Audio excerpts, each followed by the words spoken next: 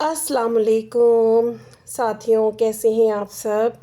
हम ज़रा घर से निकले हैं, थोड़ी बहुत ग्रॉसरी करनी है और आज हमने ग्रॉसरी करने के लिए जो जगह का इंतखाब किया है वो है मेट्रो। बहुत टाइम के बाद हम आज मेट्रो जाएंगे और मेट्रो से हमने ग्रॉसरी करनी है। हम वैसे तो ग्रॉसरी इम्तियाज़ से करते हैं और इम्तियाज़ की जो चीज़ें हैं वो बहुत बेहतरीन है। जो अपना उनका ब्रांड है ना इम्तियाज़ का, पूनम ब्रांड उनका बहुत बेहतरीन है। राइस वगैरह हो गए, आटा वगैरह सारा उनका हम यूज़ करते हैं, बहुत अच्छा होता है। लेकिन इस बार हमने मेट्रो का सोचा कि थोड़ा सा मेट्रो का विज़िट करते हैं बहुत टाइम बाद, के वहाँ पे क्या प्राइजेज़ हैं और किस तरह की चीज़ें जो हैं वो मिल रही हैं। और वहाँ पर हमेशा इलेक्ट्रॉनिक्स पर सेल लगी होती है, तो इसी के चलते घर से निकले हैं। वीडियो आप सारी खुद ही देखेंगे, आपको तमाम तर रास्ते और हर चीज़ दिखाई देगी और हम आपके साथ यहाँ पर थोड़ी सी गपशप करेंगे। तो जी, गपशप हमारी हमेशा होती है आप साथियों के साथ। तो स्टार्टिंग हम करते हैं। ये जो जगह हम आपको दिखा रहे हैं ना, ये है फारिया का इलाका जो स्कीम 33 में है। हमने अपनी ज़िंदगी की स्टार्टिंग इसी एरिए से की थी। यहाँ पर एक प्रोजेक्ट है, हम तो खैर यहाँ बहुत अंदर आ गए इस तरफ, लेकिन स्टार्टिंग में यहाँ पर एक प्रोजेक्ट है जिसका नाम है बिस्मिल्लाह सेंटर।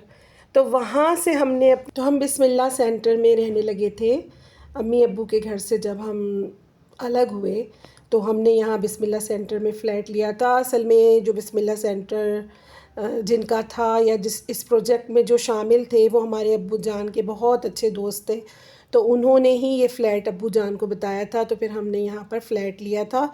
इस फ्लैट में शिफ्ट होने के बाद हम जब यहाँ रहे तो हमें ये जगह बहुत पसंद आई। बहुत अच्छा इलाका उस हिसाब से कि जो एक फ़ैमिली को तमाम तर चीज़ें चाहिए होती हैं ज़रूरत की, कि आपको फ़ौरन चीज़ें अवेल हों, ग्रॉसरी हो जाए और ये सारा सामान हो, तो वो सब सहूलतें वहाँ मौजूद थीं। मतलब ये है कि वहाँ पर कोई ऐसा मार्ट या मॉल नहीं था, घर के नीचे ही शॉप थी जिसे करियाने की शॉप कहते हैं, जिसे परचून की दुकान कहते हैं, वो मौजूद थी। दूध की दुकान थी, धोबी था और एक क्लिनिक हॉस्पिटल जिसे कहते हैं छोटा सा, वो बना हुआ था।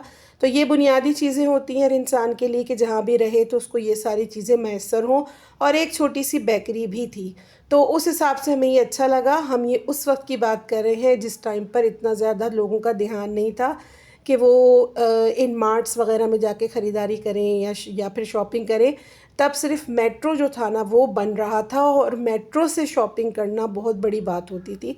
तो लोग बहुत डरते भी थे। अक्सर लोग ऐसा समझते थे कि वहाँ पर पता नहीं हमें सामान किस तरह का मिले, बहुत महंगा मिले या किस तरह अच्छी चीज़ें मिलें या नहीं मिले।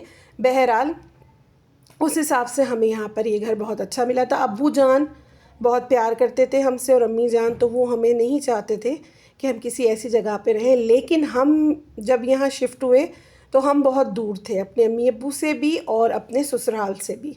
असल में बात ये होती है ना कि जब बेटियों की शादी हो जाती है तो ससुराल वालों को निभाना नहीं आता, तो फिर वो बच्चियाँ बहुत मुश्किल में आ जाती हैं। अक्सर ऐसा होता है कि बच्चियाँ नहीं समझ पा रही होती, उनकी गलतियाँ होती हैं, बच्चे नहीं समझ पा रहे होते, बेशक बेटा हो या बेटी हो, नहीं समझ पा रहे होते और ससुराल वाले उनके साथ कोई कंप्रोमाइज़ नहीं करना चाहते।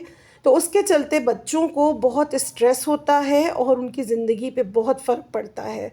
तो हम इसी तरह की सिचुएशन से गुज़रे हैं। अपनी माज़ी को अगर हम खंगालते हैं और देखते हैं तो हमें यही सब कुछ महसूस होता और नज़र आता है।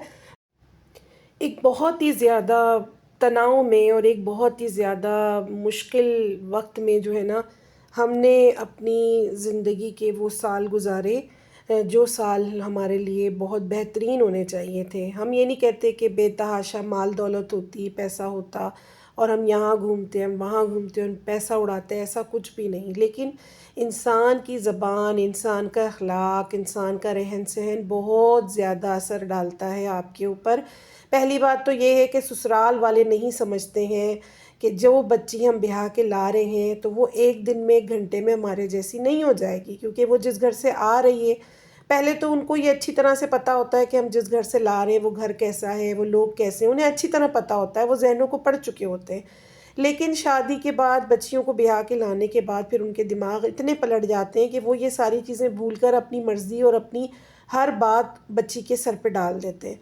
तो ये चीज़ उस बच्ची के लिए बहुत ज़्यादा مشکل ہوتی ہے۔ بعض بچیاں کافی ساری تیز ہوتی ہیں، جن کے ذہن اچھے ہوتے ہیں، پڑھی لکھی بھی ہوتی ہیں، نہ بھی پڑھی لکھی ہوں تو ان کا مائنڈ اچھا ہوتا ہے، تو وہ اس کو فیس کرتی ہیں، مقابلہ کرتی ہیں وقت کے ساتھ۔ لیکن کچھ ایسی ہوتی ہیں کہ جو بیچاریاں ایسی ہوتی ہیں جنہیں آپ کہہ لیں کہ اللہ میاں کی گائیں، جو والدین کے گھر میں بھی ایسی تھیں اور شادی کے بعد بھی وہ ویسی ہیں، تو پھر ان بچیوں کی زندگی رل جاتی ہے۔ رل جانے کا مطلب یہ ہے کہ پھر وہ کبھی اپنی پہچان نہیں رکھ پاتی، وہ بھول جاتی ہیں کہ وہ کون ہیں اور وہ کہاں سے بلانگ کرتی ہیں۔ بس ان کے ذہنوں میں پھر وہی بات ہوتی ہے کہ ہم نے اپنے سسرال کو نبھانا ہے، اور یہ بہت اچھی بات ہے ایک طرح سے، سسرال کو نبھانا ہی پڑتا ہے، کیونکہ سسرال کی روٹی بہت مشکل سے ہضم ہوتی ہے۔ ہمیں اب پتہ چلتا ہے کہ لوگ جب اس طرح سے بات کرتے ہیں تو اس کا مطلب بالکل ٹھیک ہے، کیونکہ جب بھی کوئی بات ہوتی ہے تو وہ پیرنٹس ایک دوسرے کا فیصلہ کرتے ہیں، مطلب لڑکے کے ماں باپ اور لڑکی کے ماں باپ ہی آپس میں بات کریں گے۔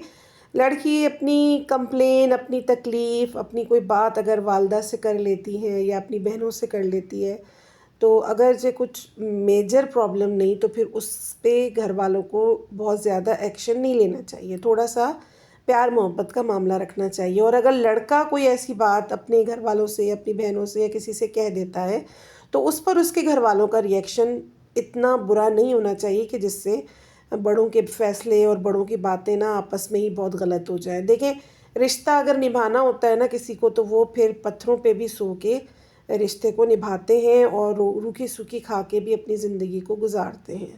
اسی طرح سے ہماری زندگی تھی، ہماری زندگی میں میاں جی، ہم نے بہت مشکلوں کا سفر کاٹا میاں جی کے ساتھ، بہت مشکلوں کا سفر رہا ہمارا۔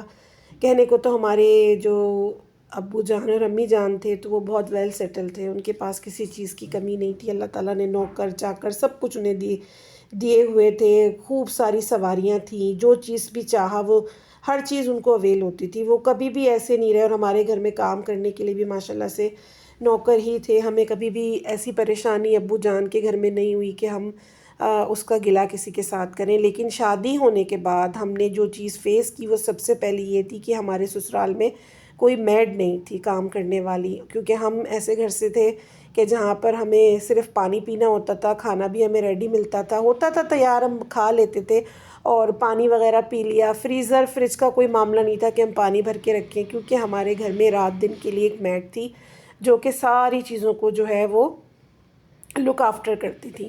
اس کے لیے ہمیں کوئی پریشانی نہیں ہوتی تھی۔ ابو جان نے تو ہمیں بالکل بھی کسی قسم کی کوئی مشکل یا پریشانی نہیں دی، لیکن شادی کے بعد ہمیں یہ سب سے بڑی ایک بات تھی کہ ہمیں کوئی میڈ نہیں ملی اور ہمیں پھر گھر کے سارے کام کرنے تھے، برتن بھی ہم نے دھونے تھے، جھاڑو پوچھا بھی ہم نے کرنا تھا، اور کپڑے بھی ہم نے دھونے تھے، استری بھی ہم نے کرنے تھے، اور فریج میں بوتلیں بھی بھر کے ہم نے رکھنی تھیں، اور پھر روٹیاں بھی ہم نے پکانی تھی، سالن بھی ہم نے بنانا تھا، پھر وہ برتن بھی ہم نے دھونے تھے۔ اور ہمارے تو دیور نندے سب اتنے چھوٹے چھوٹے تھے کہ ہم آپ کو کیا بتائیں کہ جب ہماری شادی ہوئی تو جب صبح اسکول وہ جاتے تھے تو ان کا ناشتہ بھی ہمیں بنا کے دینا ہوتا تھا۔ اب یہ اور بات ہے کہ اس بات کو مانا نہیں جاتا کہ یہ چیز ایسے تھی یا اس طرح سے تھی یا کس طرح سے تھی، لیکن یہ وہ وقت تھا جس کو ہم نے فیس کیا۔ دیکھیں، کرنے والا کبھی بھی نہیں یاد رکھتا کہ اس نے آپ کے ساتھ کتنا غلط کیا ہے اور کتنا اس نے آپ کو ستایا ہے۔ جس طرح سے وہ بات ہوتی نا کہ اگر آپ کسی کو کچھ پیسے ادھار دیتے ہیں تو قرضہ لینے والا اس وقت تو بڑی باتیں کرتا ہے، لیکن لینے کے بعد وہ دینا بھول جاتا ہے۔ تو دینے والے کو تو یاد ہوتا ہے کہ ہم نے کتنا اماؤنٹ دیا تھا، لیکن جن سے لینا ہے وہ بھول جاتے ہیں کہ ہمیں کتنا اماؤنٹ ان کو ریٹرن دینا ہے۔ تو یہ وہی والی بات ہوتی ہے۔ تو اس طریقے سے ہم نے بھی سسرال میں گزارا کیا۔ ہم نے کبھی اپنی ساس کو یا سسر کو کچھ بھی نہیں کہا، ہم چپ چاپ سے اٹھتے تھے، برتن دھوتے تھے، ہمیں نہیں آتا تھا دھونا، کپڑے دھونا، کھانا بنانا، آٹا گوننا، وہ ہمیں ہماری ساس نے سکھایا، آٹا گوننا، روٹی پکانا، کس طرح کی روٹی پکتی ہے، آٹا کتنا اس میں نمک ڈلتا ہے اور کس طرح سے اسے گوندا جاتا ہے۔ ہم نے فرسٹ ٹائم جب برتن دھوئے تھے اور فرسٹ ٹائم جب ہم نے آٹا گوندا تھا تو ہمارے پورے کپڑوں پہ آٹا لگا ہوا تھا۔ ہماری ساس نے جب ہمیں دیکھا تو وہ بہت ہنسی اور انہوں نے ہمیں کہا کہ وہ ہمیں سکھائیں گی، تو ماشاءاللہ سے انہوں نے ہمیں سکھایا، انہوں نے ہمیں کھانا بنانا سکھایا، انہوں نے ہمیں آٹا گوننا سکھایا، انہوں نے ہمیں روٹی پکانی سکھائی، انہوں نے ہمیں گھر کی صفائی، گھر کی چیزوں کا سلیقہ بتایا، سکھایا کہ کس طرح سے رکھ رکھاؤ ہوتا ہے۔ تو ہم نے بہت سی چیزیں اپنی ساس سے سیکھی جو کہ ہم اکثر بتاتے ہیں۔ وہاں پہ کھانے الگ قسم کے بنتے تھے، ابو جان کے گھر میں سادے کھانے پکتے تھے۔ ہم نے آپ کو بتایا زیادہ بھنائی شنائی نہیں ہوتی تھی، بس سیدھا سیدھا گوشت چڑھا دیا، آلو ٹماٹر پیاز ڈال دیے، وہ ہمیں اب احساس ہوتا ہے۔ لیکن ہمارے سسرال میں باقاعدگی کے ساتھ بھنائی کے ساتھ کھانا پکایا جاتا تھا، اور ہاتھ کی روٹی سارے گھر کے لیے ہاتھ کی روٹی پکتی تھی. تو وہ روٹی کوئی 5-10 نہیں ہوتی تھی، وہ روٹی 25 30 35 تک جاتی تھی، کیونکہ سامنے ہی تایا کا گھر تھا ہمارے میاں جی کے. ان کی فیملی بھی جو ہے وہ ہمارے سسرال میں آ جاتی تھی. ان کے تایا بھی اللہ ان کی مغفرت کرے وہ بھی آ جاتے تھے، اور ان کے اور کزنز وغیرہ بھی. تو جب ہمارے سسر شام میں کمپنی سے جب واپس آتے تھے میاں جی کے ساتھ، تو پھر کھانا جب چھت پہ ان کے لیے لے جایا جاتا تھا تو سارے جتنے لوگ ہوتے تھے وہ ساتھ بیٹھ کر کھانا کھاتے تھے. تو ہمیں پورا کھانا بڑے طریقے کے ساتھ ایک وہ سینی ہوتی تھی اس میں سجا کے لے جا کے دیا جاتا تھا، اوپر رکھا جاتا تھا. تو ہم نے وہ سب سیکھا اور زندگی گزاری. ہم نے کبھی بھی اپنے منہ سے شکایت نہیں کی، نہ اپنی ساس کو، نہ اپنے سسر کو، اور نہ ہی ہم نے اپنے والدین سے کبھی شکایت کی کہ ہماری زندگی میں کیا ہے کیا نہیں ہے، ہم رہنا نہیں چاہتے، ہمیں الگ ہونا ہے، ہمیں پسند نہیں ہے، ہمیں روٹی نہیں پکانی، ہمیں آٹا نہیں گوننا، ہم کام کرتے ہیں، ہم یوں کرتے ہیں، ہم نے کبھی نہیں کہا. تو یہ ساری وہ چیزیں ہیں جو آج ہم آپ کے ساتھ شیئر کر رہے ہیں.